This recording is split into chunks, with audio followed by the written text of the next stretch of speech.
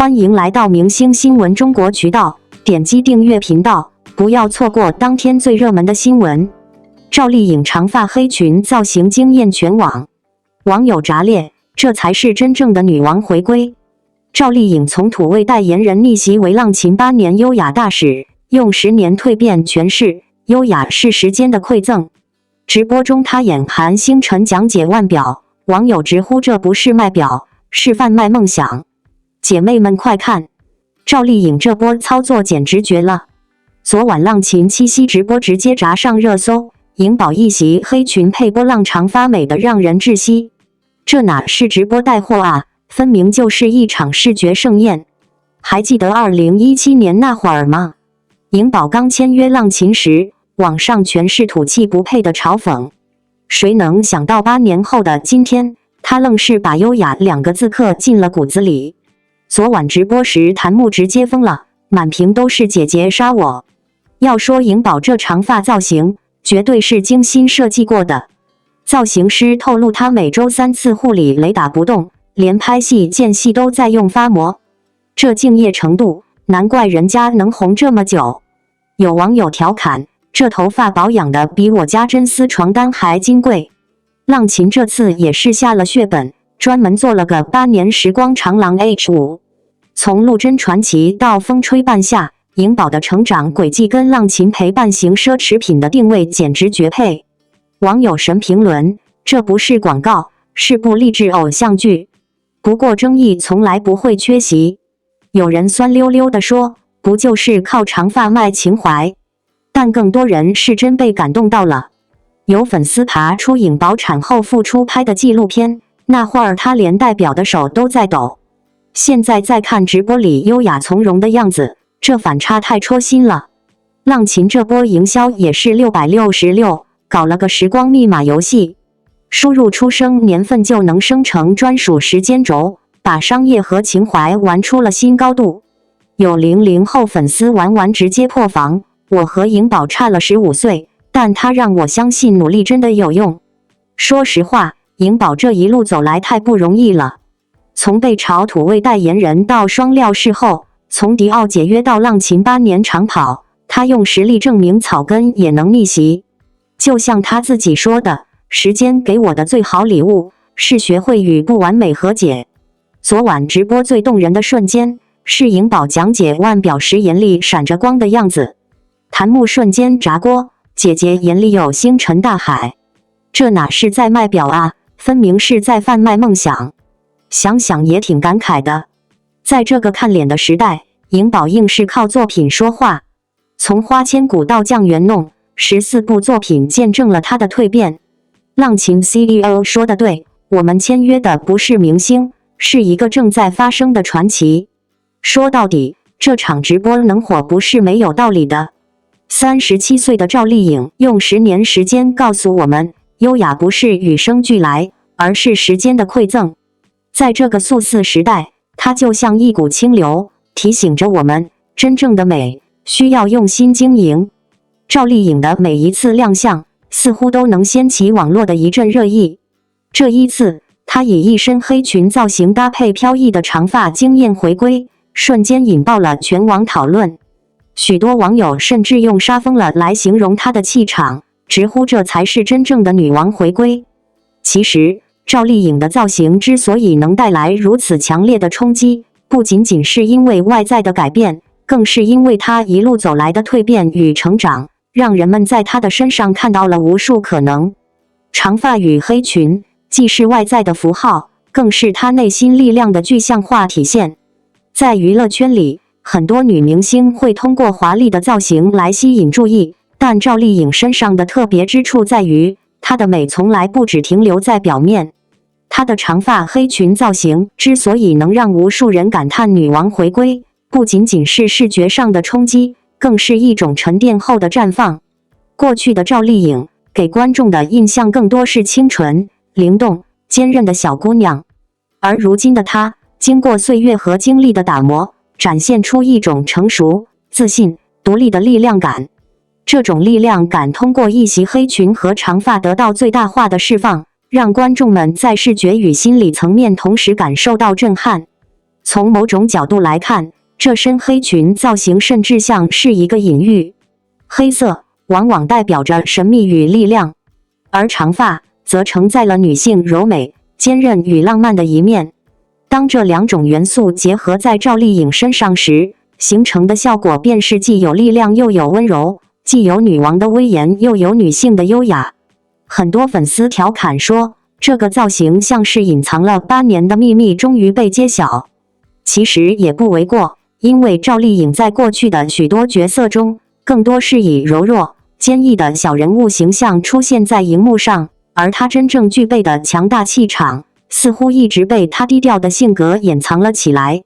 如今的她，终于选择以这种方式展现自我，让人看到她身上更多元的一面。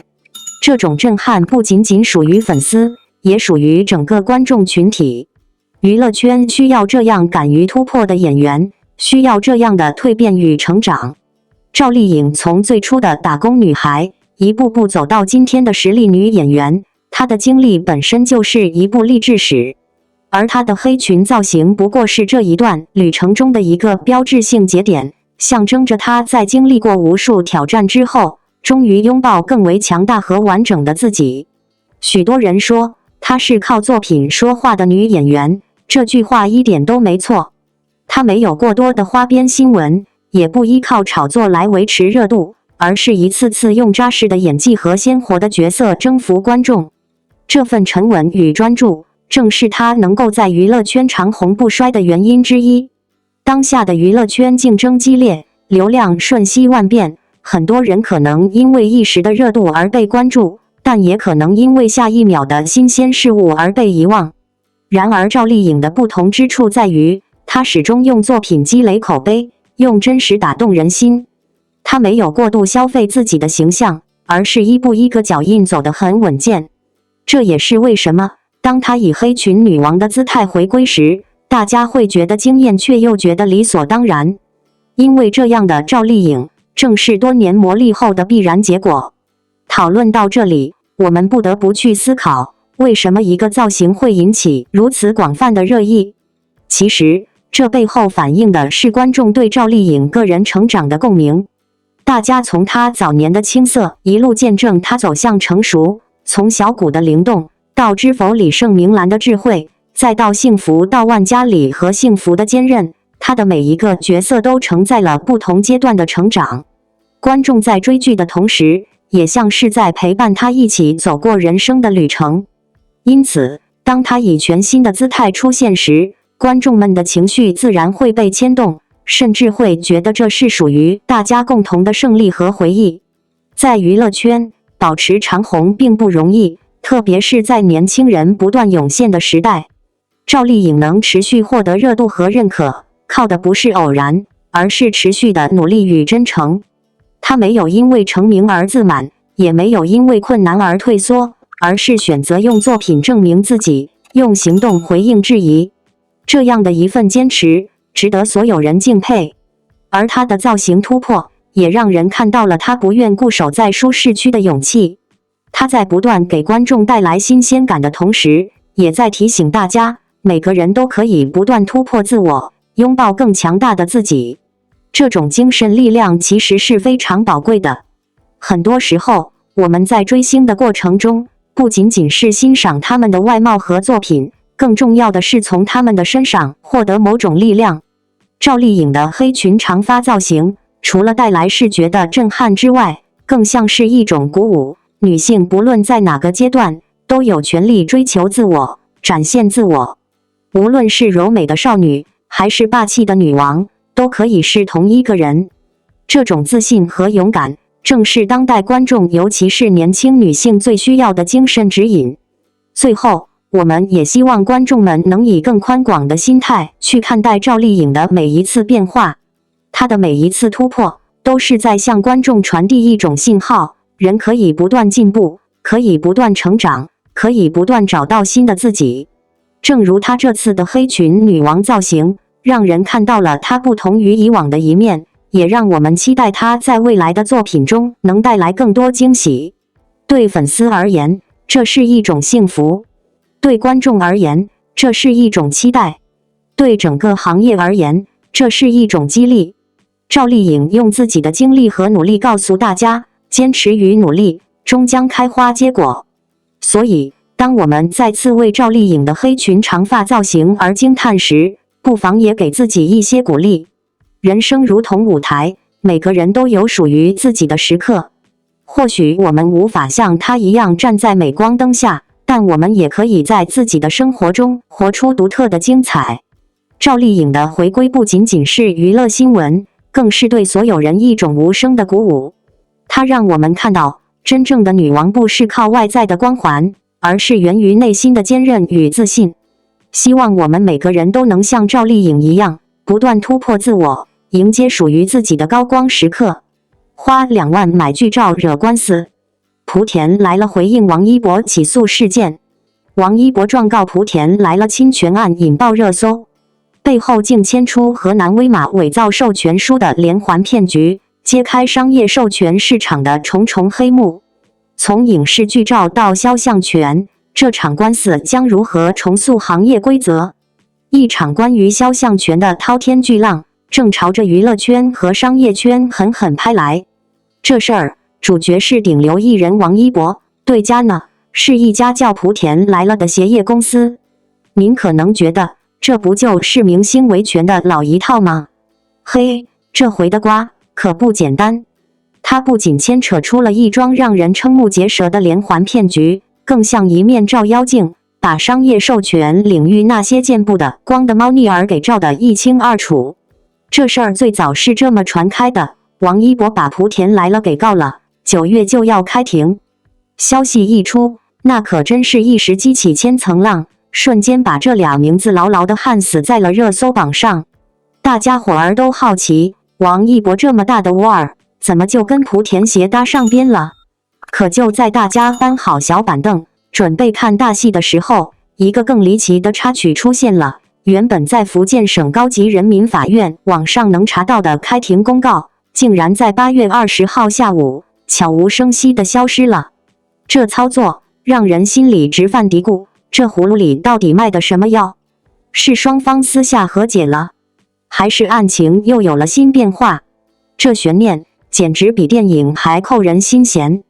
一边是王一博那边，态度那叫一个坚决，一听见莆田来了说有合作，立刻就甩出4个字：没有合作，绝对侵权。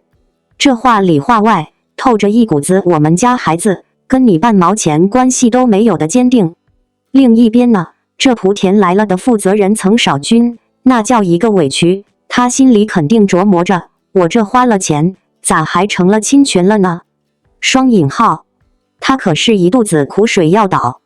曾少军解释说，他们莆田来了压根儿没想着去冒充王一博的代言人。他承认，店里、购物袋上，甚至招商手册上，确实用了王一博的照片。可这照片啊，那是他2024年实打实的掏了2万块钱，从一家叫河南威马文化产业发展有限公司下文就叫他河南威马8的公司手里，光明正大买来的王一博电影《热烈》的影视剧照授权。当时河南威马的人还拍着胸脯打包票，用就行了，有问题我们来帮你善后。还特意强调，这授权是从某影视公司拿的，听起来可信得很。曾少军觉得自己已经够小心了。他拿到授权后，还特意查了河南威马这家公司的底细，当时人家可是身家清白，没有任何被起诉的记录。他心里美滋滋的，觉得这回找对了路子，赶紧把王一博的照片设计成海报，发给各地加盟商参考。谁能想到，这些物料照片一传到网上，瞬间就像捅了马蜂窝，引来了一大堆负面评论。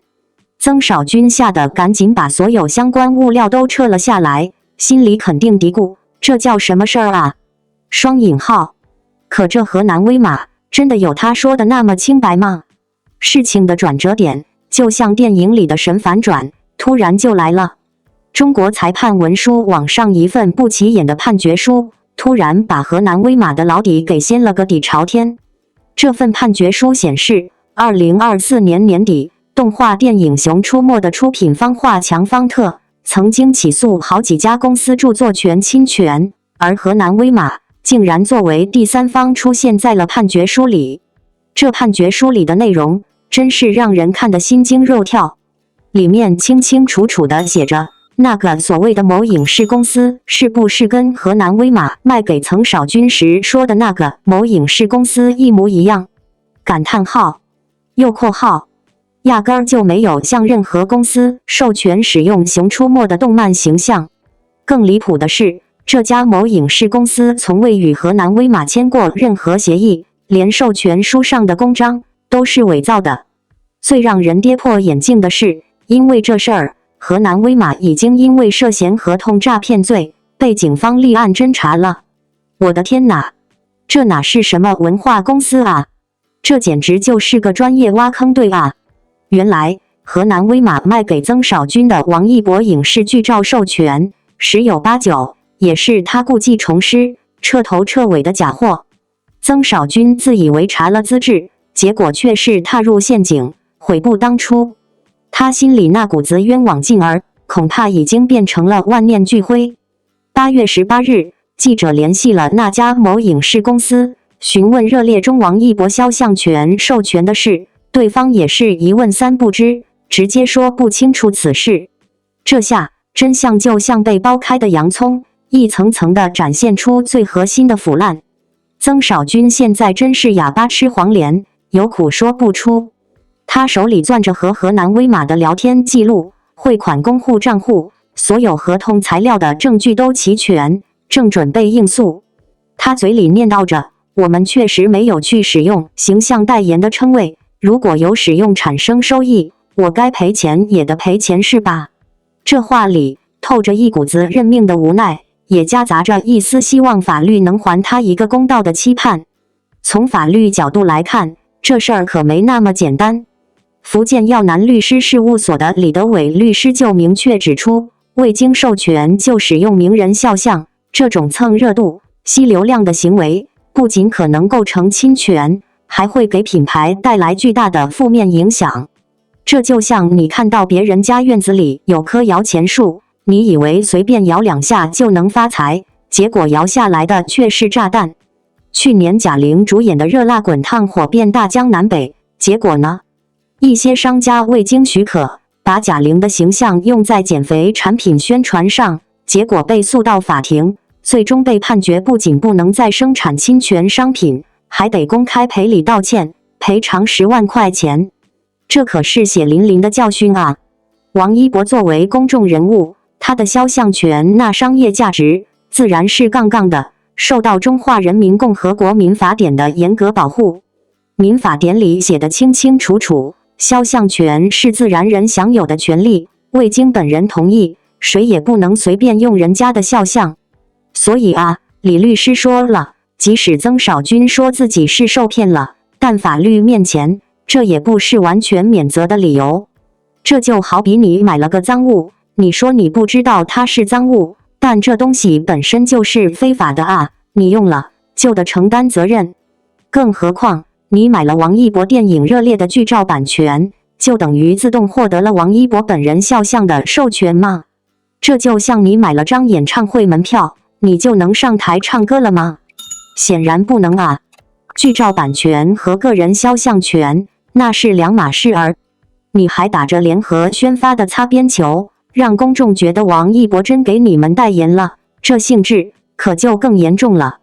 基于现有事实和法律，法院最终很可能认定莆田来了侵权成立，到时候相关企业还得向王一博赔偿相应的损失。这场王一博维权案不只是一场简单的肖像权纠纷，它更像一面照妖镜，照出了商业授权市场的一些乱象，也提醒着所有商家在寻求明星或 IP 合作时，务必要擦亮眼睛，深度核查授权链条，警惕那些层层转包的陷阱，别想着走捷径，最终却掉进了深渊。这事儿最终会怎么判？王一博能获得多少赔偿？河南威马这个惯犯又将受到怎样的制裁？这些都将持续牵动着人们的心弦。毕竟，谁都不想自己辛辛苦苦打拼来的事业，因为一个假授权，就一夜之间灰飞烟灭吧？这出肖像权大戏还在继续，让我们拭目以待。在娱乐圈，每一次新闻事件都可能掀起巨大的舆论波澜。最近，莆田来了回应王一博起诉的事件，就成为了大众热议的焦点。据悉，莆田来了花费2万元购买了一组影视剧照，但依旧被王一博方面起诉。这则新闻一出，瞬间引发了全网的讨论。有人质疑，既然花钱买了，为什么还会被告？有人力挺王一博，认为艺人维护自身权益天经地义。也有人站在中间立场，认为这是行业混乱、版权意识不足所导致的必然结果。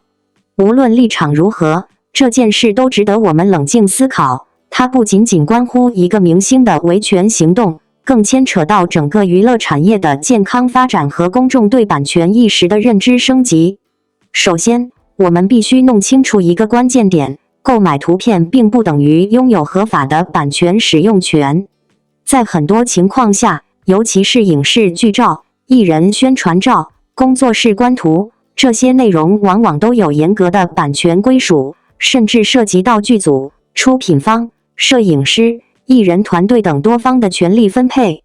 所谓的购买，很可能只是从不具备完整版权的第三方渠道流入的，哪怕花了钱，买到的也只是未经授权的盗版资源。正因如此，即使莆田来了花费了2万元，依然无法规避侵权的事实。王一博方面选择起诉，也就成为了理所当然的举措。事实上，近年来类似的维权案例越来越多，不少明星都因为图片、视频被盗用、恶意剪辑或未经许可传播而走上法律途径。可以说，王一博此举不仅是为了自己，更是在为行业树立一个规范的榜样。其次，我们不得不谈到公众对艺人维权的态度。长久以来，部分人对明星维权存在偏见，觉得他们是公众人物，应该多一些宽容和大度。甚至在一些事件中，受害的明星反而被说成是小题大做，这其实是对公众人物权利的一种误解。明星固然拥有庞大的影响力，但他们首先是公民，依法享有与普通人一样的权益。别人不能随意盗用你的照片，更不能因为花钱买就理直气壮地传播，明星亦然。如果连明星这样具备社会关注度和资源的群体都无法顺利维权，那普通人在面对侵权时又该如何自处？因此，从这个角度来看，王一博的维权不仅仅是个人层面的行动，更是一种示范效应，提醒大众尊重创作者和被摄者的权利。而对于莆田来了的回应，也透露出了一种行业现状：一方面是对版权法律认知不足，另一方面则是部分自媒体或账号在追求流量时的侥幸心理。花钱买来的图片在他们眼里仿佛是护身符，可实际上，他们忽视了背后复杂的法律逻辑和权利界定。